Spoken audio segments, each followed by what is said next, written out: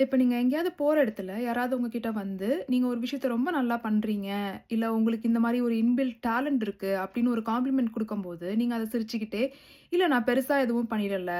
நான் சும்மா லைட்டா தான் இதுல வேல பார்த்தேன்." அப்படின்லாம் சொல்லி அந்த காம்ப்ளிமெண்ட்ட அப்படியே மழுப்பி விட்டுட்டு போறவங்களா இருக்கீங்க அப்படின்னா, உங்களோட கான்ஃபிடன்ஸுக்கும், இந்த மாரி நீங்க குடுக்குற ரியாக்ஷனுக்கும் ரொம்பவே சம்மந்தம் இருக்கு.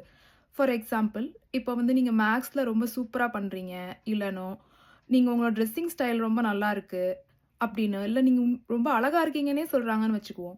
இந்த விஷயத்த நீங்க மழுப்பி விடும்போது, அதுக்கு ஒரு காரணம் ஒன் ஆஃப் தி ரீசன்ஸ் என்ன அப்படின்னு பார்த்தீங்கன்னா, இந்த விஷயத்த நீங்களே முதல்ல நம்பல. இது உண்ம அப்படின்னு நம்பலங்கிற பட்சத்துல, அந்த காம்ப்ளிமெண்ட்ட மனசார ஏத்துக்கிறதுக்கு உங்களுக்கு ரொம்ப கஷ்டமா இருக்கும். ஸோ அந்த மாரி டைம்ல, அது உங்களுக்கு சப்கான்ஷியஸா நடக்கிறதால உங்களுக்கு தெரியாது. நீங்க ஈஸியா அந்த அந்த காம்ப்ளிமெண்ட்ட மழுப்பி விட்டுட்டு, சிரிச்சுட்டு அப்படியே வெளியாயிருவீங்க. இது ஒரு ரீசன்.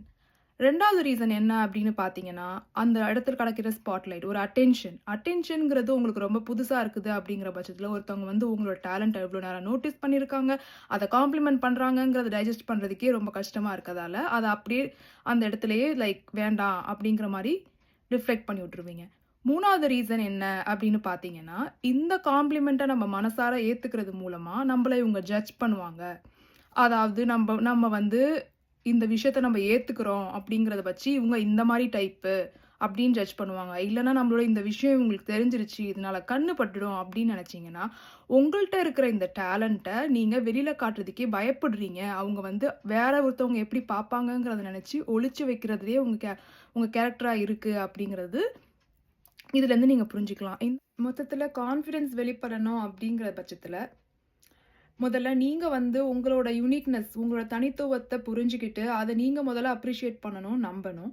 அதுக்கப்புறமா அத மத்தவங்களும் நோட்டீஸ் பண்ற அளவுக்கு அது ஸ்பெஷல்ன்னு நம்பி, அத வெளில காட்டுறதுக்கு பயப்படாம இருக்கணும்.